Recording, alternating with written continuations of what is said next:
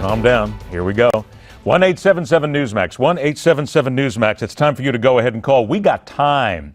And that's why we're going to do it here. Now, later on this hour, we will dig deeply into some of the more necessary issues of the day, such as if indeed a number of female West Point cadets should be lauded or kicked out of the academy for their raised fist salute.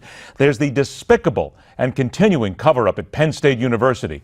And if the soldiers are confused about their mission, then what are the American soldiers still doing in Afghanistan? Peter Marisi will also drop by. We dig into the latest Donald Trump economic muddle and whether or not he can fire Janet Yellen. But now it's to you. 1-877-Newsmax. 1-877-Newsmax. Here's what we got sitting right on the table now. Paul Ryan has told a Milwaukee Journal-Sentinel reporter, and it has been tweeted out, that if Donald Trump wants him to step down as the chairman of the Republican National Convention, he will be more than happy to do it. This would seem to be a good political ploy in many eyes by Paul Ryan, who doesn't want to associate himself with Donald Trump. Curious what you think there. But here's something that I really want to ask Donald Trump supporters. And I want you to be serious about this. Don't rant and rave, but get to this. Donald Trump has backed up on his tax plan. He has also backed up on minimum wage. He said earlier his tax plan was all about a starting point in a negotiation.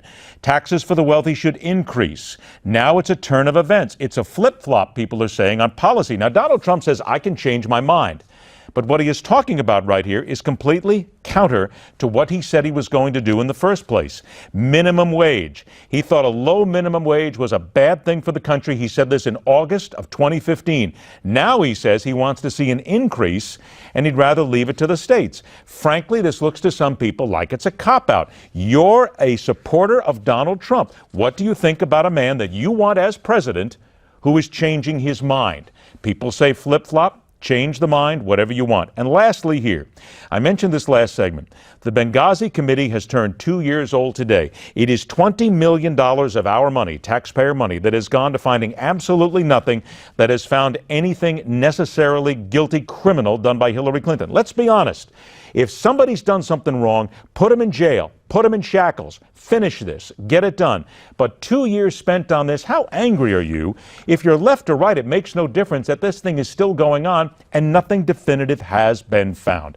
877-Newsmax, 877-Newsmax. Oh, yeah, and Michael Reagan, by the way, said he will not support Donald Trump or Hillary Clinton. There's the table setter. Cindy from Lafayette, Louisiana, wants to talk about if the Donald wants Paul Ryan to really step down. Cindy, welcome to Newsmax on the Hardline. Good to talk to you. Hi. Hi. Hi. I'm sorry.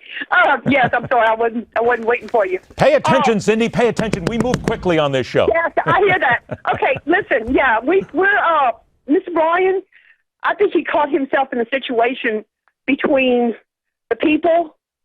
I think he would have wanted to do what the people wanted him to do, but the Mitt Romneys and the other guys that are, I call them smoke-filled room fellas, I think they don't want Donald Trump because he's going to go in there and mess with their money. Well, but that's obvious. That's all obvious here. But Paul Ryan has now said that he will step down. He will not take the chairmanship if Donald Trump doesn't want him to. Why hasn't Donald Trump tweeted right back and said, get out? Wouldn't you think that's really what he wants? Shouldn't he do that? If he wants him out, tell him to get out. Yeah, well, maybe he should, but I don't think that that's what he should do. I really don't. I think he needs to. I think he's trying to negotiate with him myself. So you think Paul Ryan should stay, Donald Trump should have him stay, make him stay, and the two of them need to get together and hash this out? Pretty much, yeah. That's the smartest thing anybody has said all day about this. Congratulations, Cindy. Nice job. Thanks for joining us. 1-877-Newsmax. 1-877-Newsmax. Mike Barrow is in Alaska. Candidates, good options. Mike, welcome into the Hardline. Hello, Mike Barrow from Alaska. Calling Mike Barrow from Alaska. Mike, can you see Russia from your front porch? Obviously, you cannot. Let's go ahead and move on. Folks, I'll tell you what, you want to get in on these calls, you got to listen up, be there, because we're not wasting time. That's the way it works. It's quick. Rich from White Plains, New York, the flip-flop of Donald Trump. Go ahead, Rich. Hello again, Ed. Anyone who's heard Donald Trump speak must have observed that he's this babbling stream of consciousness that vacillates from one side of any given issue to the other.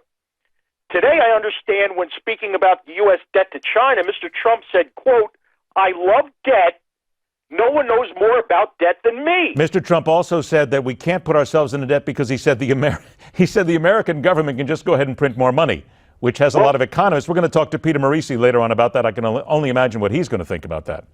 So, Ed, while this statement on its face sounded so idiotic, it also sounded eerily familiar, and I realized that these are Trump's two fill-in-the-blank universal statements.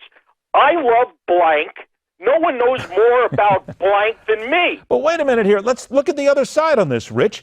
People are screaming today. The left media and so many others are screaming about this being a flip-flop. Hey, the guy says I'm allowed to change my mind. What's wrong with a man who wants to become president or any other elected official, you, me, or anybody else, and I'm going to play devil's advocate here, just saying I'm going to change my mind? Changing your mind occasionally after considered contemplation is one thing. To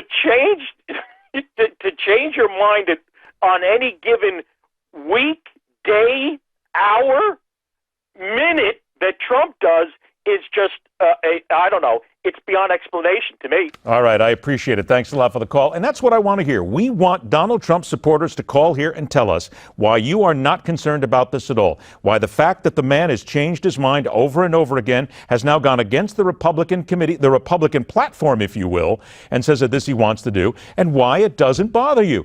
Look, you got a chance. This is your opportunity. Doug from Franklin, Indiana. Doug, welcome to the Hard Line. Thanks for joining us, my friend. You're welcome. I'd just like to say what you were saying earlier about the money. In the primaries, you all saying the same thing you're saying right now. That he couldn't come up with money. We don't want your money. What did I say? Wait a minute. Hang on, Doug. You're going to have to hold on here. Nobody said anything about money today. What are you talking about? His fundraising? Yeah, his fundraising. Okay. You just had a segment on talking about. We don't want your money. We don't want your commercials.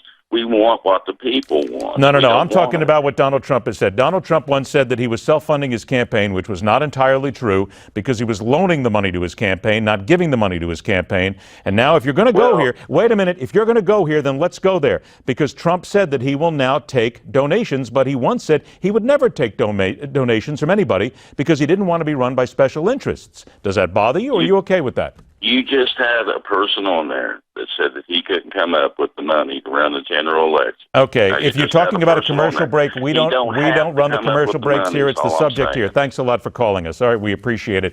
Real quick now, Erica from Cleveland, Ohio. You got 20 seconds. Go.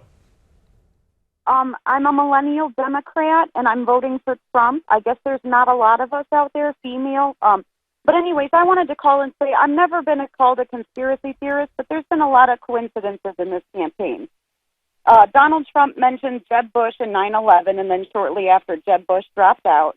Then there was Chris Christie. He mentioned Bridgegate, and then Chris Christie dropped out. And then you had... So what are you saying? 10 seconds. What's your final? What are you saying? Well, I'm just saying, they think it's a conspiracy theorist, but it's proving... Thank you. Okay, I tell you what, you can come back and we can talk about a conspiracy theory a little bit later, because quite frankly, you're off on a tangent here. No tangents. Stay on target, folks. That's what this show is all about. Now, as the reality show genre may be slightly on the wane these days, the one about a new White House occupant would be a ratings killer. Hearken, if you will, then, with tongue firmly planted in cheek, as we deliver a trailer for the newest and most current dose of reality, View to a Veep. Subtitled, Does Anybody Really Want This Vice President's Job, and Why Would You Do It If You Had Anything Better to Do for the Next 4 years? Here's Miranda Khan. Against all odds, Donald Trump has secured the Republican nomination. But now he must acquire a running mate.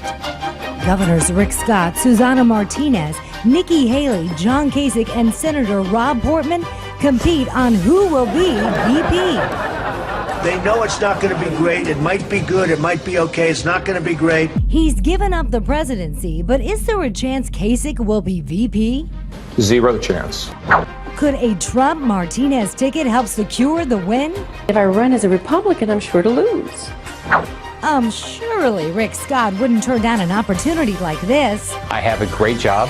I don't intend to leave this job. Rob, could you be Trump's VP? Right, I don't think it's going to happen. What I would say to Mr. Trump is don't take it personally. Who will be VP? Coming soon. Well, I'm anticipating he'll ask me to be vice president. Oh, Joe, you're such a joke. Donald, dollars, and more. Next, coming up on the Hard Line.